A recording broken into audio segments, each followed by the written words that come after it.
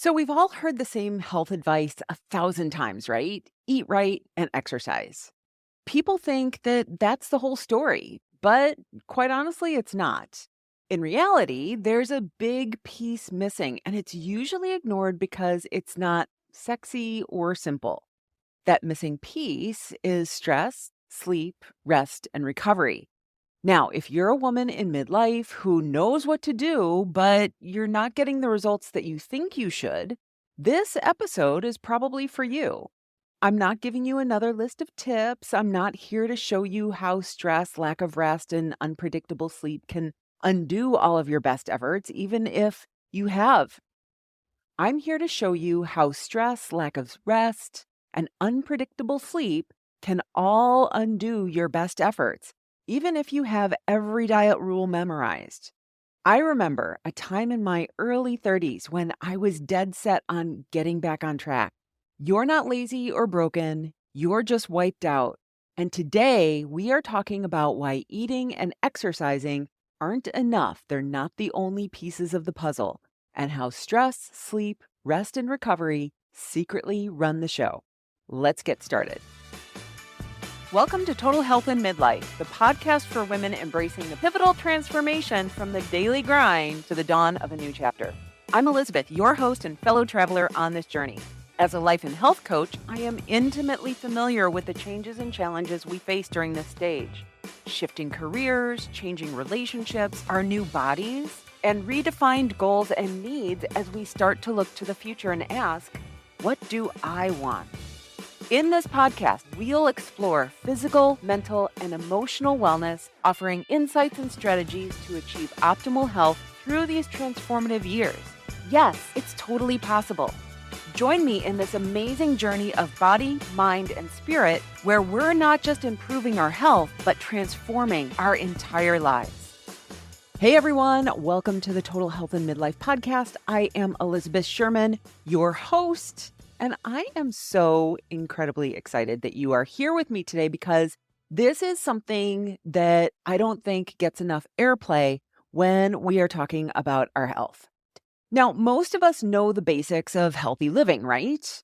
We can recite the right foods and name a dozen workout methods, yet here we are stuck and frustrated, wondering why we can't seem to do what we already know, or we're not getting the results even though we think that we should be. That frustration ramps up even more in midlife when your body suddenly plays by new rules. Sure, we're told it's simple. Eat fewer calories, take more steps, done deal. But anyone who's tried to follow that formula in their 40s or 50s knows that that's not the only thing, right? Your hormones are shifting, and that changes how your body responds to food, exercise, sleep, and stress. Throw in that endless noise of diet gurus, often contradicting each other, and it feels like you're running in circles. So here's the truth. It's rarely about willpower. And it's more about living in a body that's under constant stress while trying to keep pace with a life that's busier than ever. Midlife stress can amplify every tiny little hiccup. If your sleep is off or your mind won't shut down, cravings might skyrocket. And it's not because you're weak. It's because your body perceives stress as a threat and it tries to protect you, often by clinging to weight or pushing you towards quick energy fixes. And this is where the missing piece comes in: rest and recovery. They are not part of the standard health equation because they are so hard to measure. And quite honestly, they're not really flashy. No one sells a 30-day sleep and recovery challenge, right? With bright before and after photos. But without decent sleep and actual downtime, your hormones and hunger signals can go a little bit crazy. Cortisol, your stress hormone, climbs, and suddenly your body is storing fat instead of burning it. Even if you're eating salad every single day and hitting the gym, you might not see the results that you're hoping for. This isn't about tightening up or toughening up. It's about understanding that your body in midlife isn't the same body that you had at 30. You need a different plan, one that accounts for stress, sleep, and rest and recovery. Otherwise, every diet or workout program will feel like you're trying to outrun a storm that you just can't see. The good news here is that once you acknowledge how all these factors play together, you can start making real progress. So let's talk about why so many of us push ourselves to the brink without even realizing it. Women in particular are taught from day one to put everyone else's needs first. Whether it's kids, partners, aging parents, or coworkers, we've learned that a quote unquote good woman keeps the whole show running smoothly. We also picked up the unspoken rule to never complain about it and to just keep smiling and carry on, that no one wants to hear what we have to say. And then we hit midlife and our bodies just don't bounce back as easily. We might feel more tired, more anxious, or just plain off. Hormones can change everything: your mood, your appetite, even how you handle stress. Meanwhile, our culture beams this message at us: stay young, be perfect. We are bombarded with ways to quote unquote fix ourselves so that no one notices that we're actually aging. This invisible weight on our shoulders adds to everyday stress. You might not call it stress because maybe you pride yourself on juggling it all. You've gotten really good at it. But if you suddenly snap at someone, burst into tears for no reason, or can't seem to get quality sleep, there's probably a good chance that your system is maxed out. And guess what? That makes healthy habits even harder to maintain. It's like carrying around a secret backpack filled with rocks labeled family, work, society's expectations, and should haves. You might know exactly how to cook a balanced meal, but by the time you get home from work, your mental energy is completely drained. And you order takeout instead because you don't have the capacity to make dinner. It's not that you're lazy, it's that you're completely overwhelmed. Midlife also comes with a new level of reflection. You're asking yourself, where is my life going? Am I really okay with how things are? Those deeper questions can ramp up stress in ways that we don't talk about openly. All of this forces you further away from taking simple, consistent actions that support good health. The key is recognizing these hidden pressures for what they are: real obstacles that can turn even the best health plans upside down. You're not failing because you don't know enough about nutrition or fitness. You're just running on empty trying to carry everyone else's load on your back. Now, I've been in the health and coaching world long enough to spot a clear pattern. Most women aren't missing information. They're missing the space and support to put that information into practice, especially in midlife. Back when I started coaching, I was convinced that the secret sauce lay in the perfect and right meal plan or the ideal exercise routine. But after guiding countless women and going through my own shiz, I realized that knowledge isn't the main sticking point. Stress, overwhelm, and hormone changes actually are. One of my clients, Renee, was a textbook example. She tracked her calories to the gram. She tried every probiotic on the market and yet still felt bloated and stuck. Turns out her biggest problem wasn't the food at all. It was the constant pressure to please everyone in her life, leaving her with zero downtime. Once we addressed that stress load, literally giving her permission to slow down, she saw quick progress. No fancy cleanse needed. Another one of my clients, Chris, shed more than 50 pounds in 6 months. She was consistent with her habits, and the scale rewarded her. Then life got a little chaotic. Her stress spiked, and out of the blue, she started retaining water.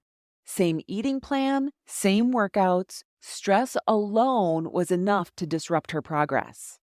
That's why I say diet and exercise matter, but if you ignore the mental and emotional side of it all, especially in midlife, you're only seeing part of the puzzle. When your body hits a certain stress threshold, it doesn't care if you're eating spinach or nachos. It reacts to the stress first. After seeing so many transformations up close, I've come to a firm conclusion. Knowledge isn't what's holding most women back.